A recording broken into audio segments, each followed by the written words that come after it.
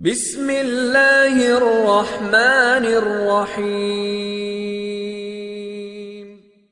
اگر ابھی تک آپ نے ہمارا چینل سبسکرائب نہیں کیا ہے تو ابھی اور اسی وقت سبسکرائب کر لیں۔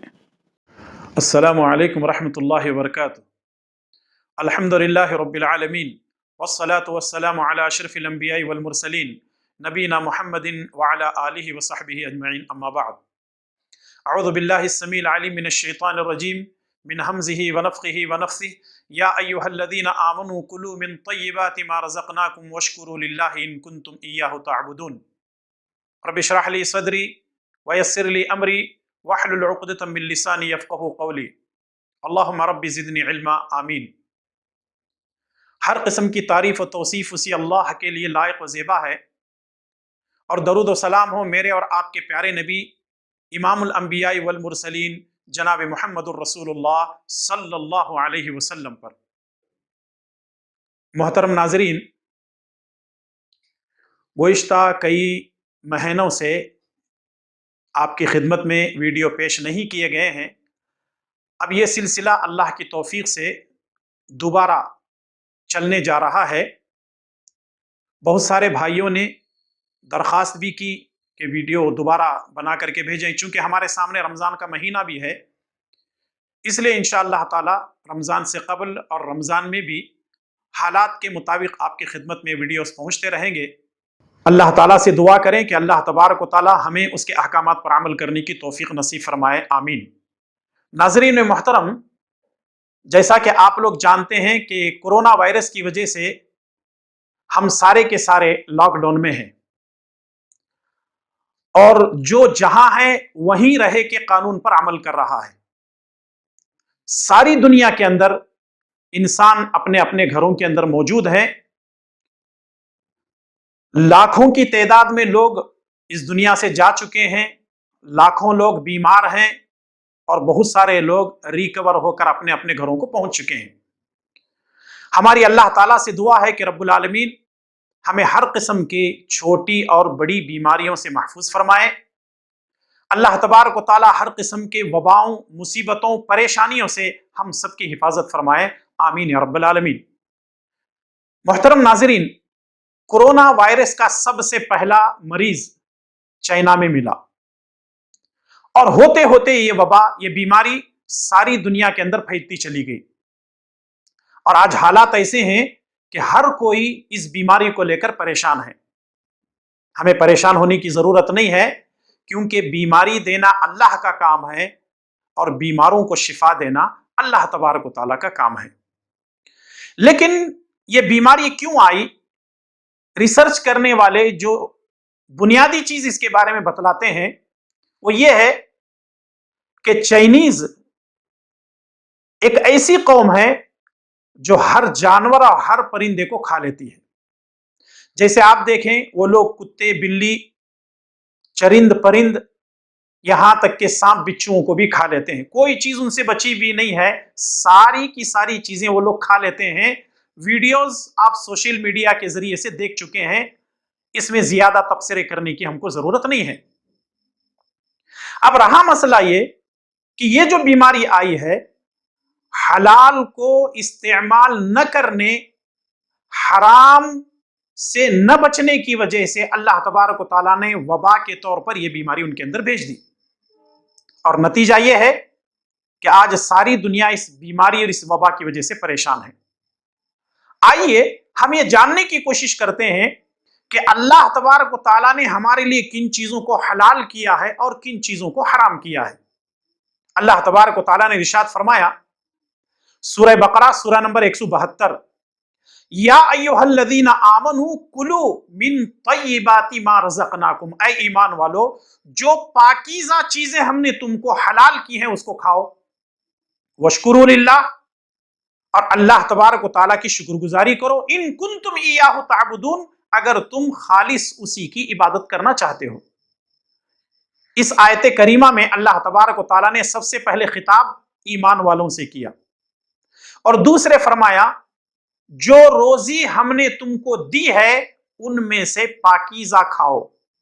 تیسری چیز اللہ تبارک و تعالیٰ نے شکر گزاری کرنے کا حکم دیا، اور چوتھی چیز یہ ہے اللہ کی خالص عبادت کرو. یعنی اللہ تبارک و تعالیٰ نے طیب یعنی پاکیزہ چیزوں کے کھانے کا حکم ایمان والوں کو دیا. اللہ تبارک و تعالیٰ نے قرآن کریم میں دوسری جگہ ارشاد فرمایا سورہ اعراف آیت نمبر 157 وَيُحِلُّ لَهُمُ الطَّيِّبَاتِ وَيُحَرِّمُ عَلَيْهِمُ الْخَبَائِثَ. انبیاء علیہم السلام پاکیزہ چیزوں کو حلال کرتے تھے اور خبیث چیزوں کو حرام کرتے تھے. یعنی انبیاء علیہم السلام کی یہ ذمہ داری یہ بھی تھی کہ وہ حلال اور حرام کے بارے میں اپنی امتوں کو بتایا کرتے تھے. طیب چیزوں کو حلال کرتے، خبیث چیزوں کو حرام کرتے تھے. طیب یعنی پاکیزہ چیزیں اور خبیث یعنی ناپاک گندی چیزوں کو انبیاء علیہم السلام حرام قرار دیتے تھے. اس کا مطلب یہ ہے کہ خود انبیاء علیہم السلام طیب حلال کھاتے تھے، خبیث حرام سے اپنے آپ کو بچایا کرتے تھے. قرآن کریم کا تیسرا مقام سورہ مائدہ آیت نمبر 100 میں ارشاد فرمایا قُلْ لَا يَسْتَوِي الْخَبِيثُ وَالطَّيِّبُ. اے نبی صلی اللہ علیہ وسلم کہہ دیجئے کہ طیب اور خبیث یعنی پاک اور ناپاک، حلال اور حرام، اچھے اور گندی چیزیں دونوں برابر نہیں ہو سکتے. ان تینوں آیتوں کے اندر اللہ تبارک و تعالیٰ نے ایمان والوں سے کہا کہ طیب یعنی پاکیزہ چیزوں کو کھاؤ، خبیث یعنی ناپاک گندی چیزوں سے اپنے آپ کو بچاؤ. ذرا آپ سوچیں اور غور کریں، چائنیز حرام چیزوں کو استعمال کرتے تھے اور وہ حرام چیزوں کو حرام انداز سے یعنی اس کا قتل کرتے تھے، اس کو ذبح نہیں کرتے تھے. اسلام کے اندر حکم یہ ہے کہ اگر آپ کے پاس ایک جانور ہے اور وہ حلال جانور ہے، اس کو بسم اللہ اللہ اکبر کہتے ہوئے ذبح کریں گے تاکہ اس کے جسم میں سے پورا کا پورا فاسد یعنی گندا خون نکل جائے. لیکن چائنیز ایک تو حرام چیزوں کو کھاتے اور دوسری بات یہ ہے کہ اس کو ذبح بھی نہیں کرتے تھے، جس کی وجہ سے یہ وبا، یہ بیماریاں ان کے ذریعے سے ساری دنیا کے اندر پھیل گئی ہیں. اللہ تعالی ہم سب کی حفاظت فرمائے.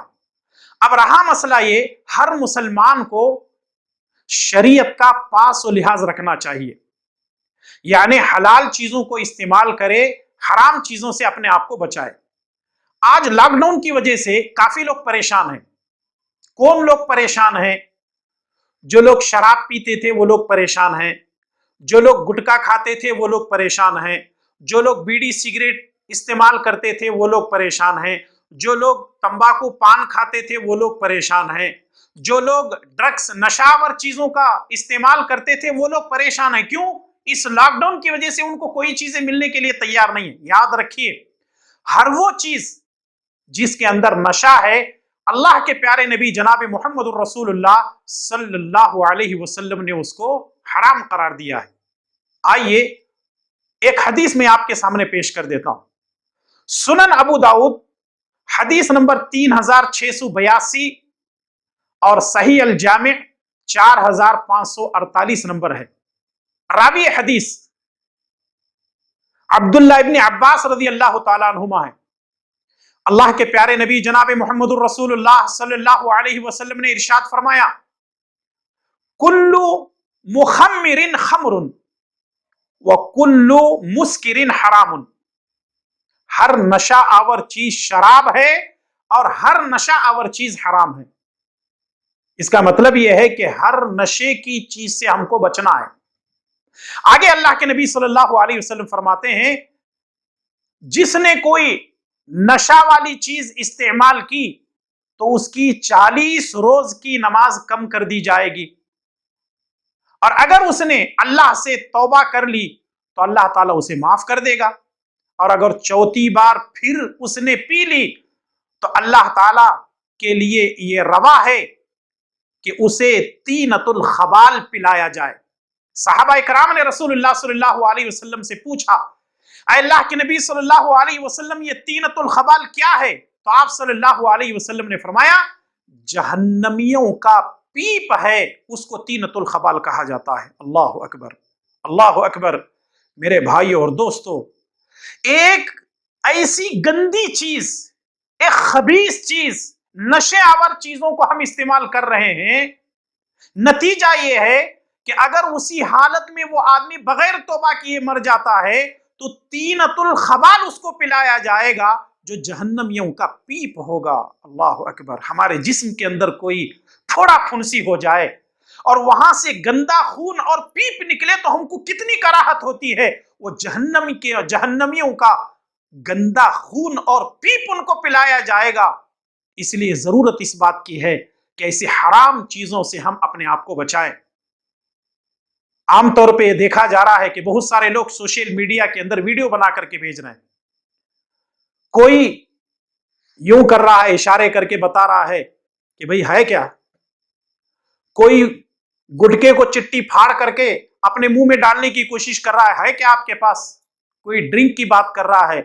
یعنی بہت سارے لوگ جو یہ کام کرتے ہیں وہ ان چیزوں کو لے کر پریشان ہیں، اور خاص کر کے بہت سارے لوگوں نے اس لاک ڈاؤن کی وجہ سے گٹکے کو بلیک میں بھی بیچا ہے، حرام چیزوں کو حرام انداز سے بیچا جا رہا ہے۔ اور اتنا ہی نہیں، بلکہ اگر ہم یہ کہتے ہیں نا کہ گٹکا نہیں کھانا چاہیے، لوگ کہتے ہیں کیا قباحت ہے، اس میں نشہ نہیں ہے۔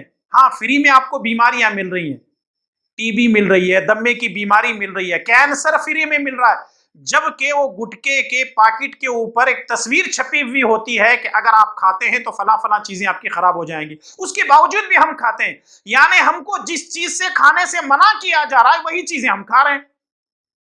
کیوں نہیں بچنا چاہتے؟ ابھی دیکھیے، جو لوگ گٹکا کھاتے ہیں، پان استعمال کرتے ہیں، اور جو لوگ بیڑی سگریٹ یا نشے والی چیزوں کا استعمال کرتے ہیں، ایک تو لاک ڈاؤن کے اندر اچھا موقع ہے، اس سے توبہ کر لیجئے، اور ساتھ میں رمضان بھی الحمدللہ ہمارے سامنے آ رہا ہے، ان پیسوں کو آپ بچا کر کے رکھیے، روزانہ صدقہ خیرات کیجئے، غریبوں کے اندر تقسیم کیجئے۔ لوگ آج برک رہے ہیں، ترس رہے ہیں، پریشان ہیں اپنی روزی روٹی کو لے کر کے، آپ ایسے ہی ان چیزوں کو حرام کے اندر استعمال کر رہے ہیں۔ کیا اللہ تبارک و تعالیٰ آپ سے اس کے بارے میں سوال نہیں کرے گا؟ ان چیزوں سے اپنے آپ کو بچائیے۔ میں اپنی بات کو ختم کرنے سے پہلے ایک سوچ آپ کی خدمت میں پیش کر کے جا رہا ہوں، وہ یہ ہے، یہ جو گٹکا کھانے والے ہیں نا، کبھی کبھی تو ایسا ہوتا ہے ہم نماز میں کھڑے ہیں اور یہ ہمارے بغل میں آ کر کے کھڑے ہو جاتے ہیں تو ایسا معلوم ہوتا ہے جیسے کسی گندی نالی کا ڈھکن کھول دیا گیا ہو، ایسی سڑاند بدبو آتی ہے، چاہے وہ بیڑی سگریٹ پینے والے ہو، چاہے گٹکا کھانے والے ہو۔ پتہ نہیں ان کے گھروں کے اندر ان کی بیوی بچے ان کے ساتھ کیسے گزارا کرتے ہوں گے۔ میں آپ کو آخری بات بتا کر کے اپنی بات ختم کر رہا ہوں، وہ یہ ہے، گٹکے کو آپ انگریزی میں لکھیے، اس کا اسپیلنگ کیا ہے، GUTKH، گٹکا۔ اب اس میں سے آپ کیا کریں، ٹی کو آپ نکال دیں، کیا ہوگا؟ اندازہ لگا لیے؟ اگر آپ نے اندازہ لگا لیا کہ گٹکا میں سے ٹی نکال رہے ہیں تو جو بن رہا ہے وہی آپ کہہ رہے ہیں۔ اللہ تعالیٰ سے ڈریے، اللہ تعالیٰ کا ڈر اور خوف پیدا کیجئے، حرام چیزوں سے اپنے آپ کو بچائیے، حلال چیزوں کو استعمال کیجئے، کیونکہ اللہ تبارک و تعالیٰ کو یہ معلوم ہے کہ ہماری صحت کے لیے کون سی چیزیں اچھی ہیں اور کون سی چیزیں بری ہیں۔ یہ ہمارا امتحان ہے کہ آیا ہم اللہ کے احکامات پر عمل کرتے ہیں، حلال طیب پاکیزہ چیزوں کو استعمال کرتے ہیں، یا شیطان کی تابع داری کرتے ہوئے خبیث ناپاک گندی چیزوں کو استعمال کرتے ہیں۔ مجھے امید ہے کہ انشاءاللہ تعالی جو لوگ اس طرح کے مریض ہیں یا اس طرح کی نشیون چیزیں استعمال کرتے ہیں وہ اپنے آپ کو بچانے کی کوشش کریں گے۔ اللہ تبارک و تعالیٰ سے دعا ہے کہ رب العالمین ہم تمام کو حلال کھانے اور حرام سے اپنے آپ کو بچانے کی توفیق عطا فرمائے۔ اے اللہ ہم تمام کو ہر قسم کی بیماریوں سے بچا، ہر قسم کی پریشانیوں سے بچا۔ اے اللہ تعالیٰ ہم کو اس لاک ڈاؤن کے اندر زیادہ سے زیادہ تیری عبادت کرنے کی توفیق عطا فرما، آمین یا رب العالمین۔ لیکن آخر میں ایک گزارش یہ ہے کہ انشاءاللہ تعالیٰ لگاتار یہ ویڈیو آپ کی خدمت میں پیش کیے جاتے رہیں گے، خود بھی سنیں، اپنے دوست احباب کو بھی پہنچائیں۔ جزاکم اللہ خیر، والسلام علیکم ورحمۃ اللہ۔